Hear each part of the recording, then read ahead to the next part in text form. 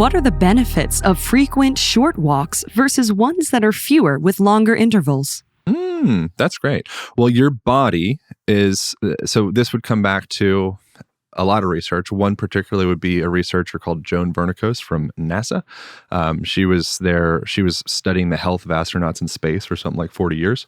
I've also done a podcast with her as well. And what she found with astronauts was having regular bouts of movement was vastly more supportive for the health and wellness of the astronauts than doing like blowout, super workouts for 2 hours and then just floating into an infinity for the rest of the day. So think of your body, essentially, ultimately, your body is a bunch of water bags. Yes. Right? That's what your muscles are. It's what your organs are. Like you're just a bunch of water being contained by connective tissue, which is also mostly water. Yeah. And so I've heard Zach Bush, Dr. Zach Bush, even talk about how he has a theory that our memories are stored in the water in our bodies, not in our brain. Yeah, it gets into like the emoto stuff of thoughts and different types of music and sensation, and like the sensation of love compared to hate, changing the water, the crystalline structure of water. That's right. Particularly when it gets frozen. There's also contention around this stuff. I don't know, but it probably feels right. Well, what was I talking about? I got excited about Sorry, I interrupted. We're talking about walking. Walking! Yeah. So you're a bunch of water bags. So if you were, when I was a kid, I told you you were a water bag. Thank you. When I was a kid, I wanted to be a landscape architect. So I was building ponds. I was big pond guy. What a great passion to cultivate. Anyway, I was all about it. Yeah. I would just sit by my pond in my backyard for hours. It was so great. And there was frogs. It was like a whole thing. It was good times. That's cool. But the way that you have a healthy pond is you have a pump that's adequate to fit the amount of gallons of water in that pond. Right? So that's the first thing. And then you have that waterfall going freaking all the time. Mm-hmm. Oh. You don't a healthy pond isn't just like one blowout. Just put some pull shock in there every once in a while. And it's not stagnant either. Right. So a healthy pond has regular circulating movement. Yeah. Right. So in your body, a healthy cell, which is pretty much a pond, or a healthy organ, has regular manual twisting, turning, up, down, in, out. It just gets these subtle little massages throughout the day. And so when there's the buildup of old stagnant fluids, it says, okay, building, release. The way that you circulate lymphatic fluid is through muscular contraction. So if you are standing for a while, you're sitting on a plane, you start to get cankles. You have this buildup of lymph, and all of a sudden your ankles look like big and ugly. Ugly is a relative word, subjective. I apologize for that, but they look big, distasteful for most people's subjective lens. That's literally a buildup of this fluid that if you had just turned the waterfall on and done a little circulation, you'd never have that backing up. Yeah. So you can visually see it in your ankles. That's also happening everywhere else internally. So just a little walk is such a beautiful thing, because it's like, think if you have a rag and it's got some gunk on it, you clean some stuff off of the counter, and then you want to rinse the rag out.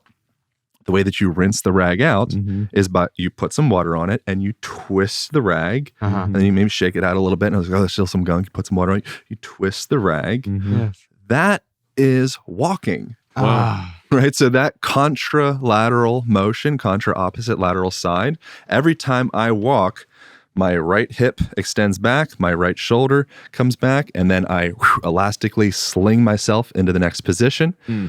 That literally all of my organs, all of my connective tissue is going through that spiral rotation, twisting out the old gunk to bring in the new healthy fluid.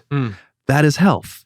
And as little as 10 minutes, 15 minutes, like whatever you can do. Whatever you got. And so my suggestion with the Align method isn't so much, well, in the program, we break down more specific actions, what people can do. But the book as a whole is more of a philosophy on how you engage with your body. Right? Yeah, it's not particularly prescriptive, which I really appreciate. Although there are exercises that help you really essentially establish a deeper understanding. I would never have to go to a 3-year-old and say, here are the squatting exercises that you need to do, because they would look at me like, I'm already squatting every day. What are you talking about? This isn't even an exercise. Yeah. But we've gotten so far away from that that you are essentially aligning us back to where we were when we were back to just being a 4-year-old. Yeah. You know, but with a car.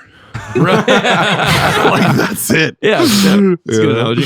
And so, but the so with the walking, for example, the same way the pull-up bar, it's like, you know, a pull-up bar invites you to hang. It's like you almost didn't need to do anything. It just being there, almost unnoticeably, you just kind of like, oh, like my arms are over my head. Yes. Like, whoa, I did a little swing. Mm-hmm. It wasn't like you didn't have to like motivate. It was there, you did it. Right. You know, and so with the walking thing, one of the healthiest things that a person can do for themselves, start to organize your meetings around taking a walk. If you have a bunch of calls, say, cool, I'm going to get out of my office on whatever floor I'm on, you know, and behind these windows that are blocking out a percentage of the spectrum of light. Yes. You know, and I'm breathing in this processed air from the air conditioning and the deionized air, and I'm bombarded by EMF and like all this different stuff. It's not bad. It's just nice for your body to have the opportunity to go out and take a little break and just like absorb nature for 1 minute, 5 minutes, 30 minutes, an hour. Yes. And a beautiful time, if you have a call, you know, a meeting, whatever it is, start to make the culture of your business be more of like, oh, we're like a healthy culture. Yeah. It's 2022.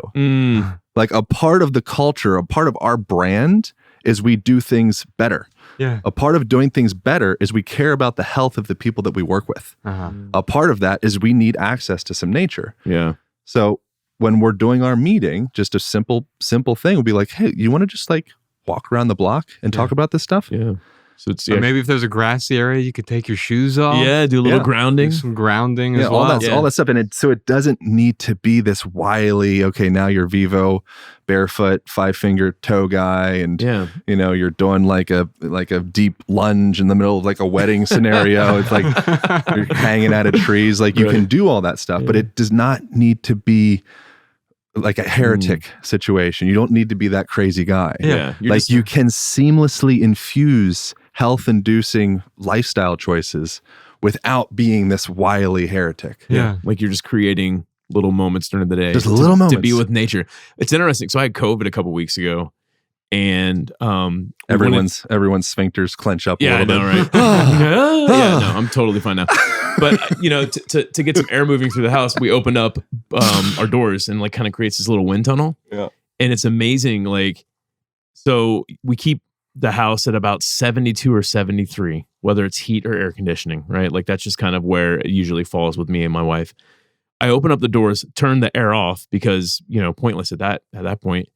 And I remember sitting there, I'm like, man, it feels really good in here. It was like 78 degrees.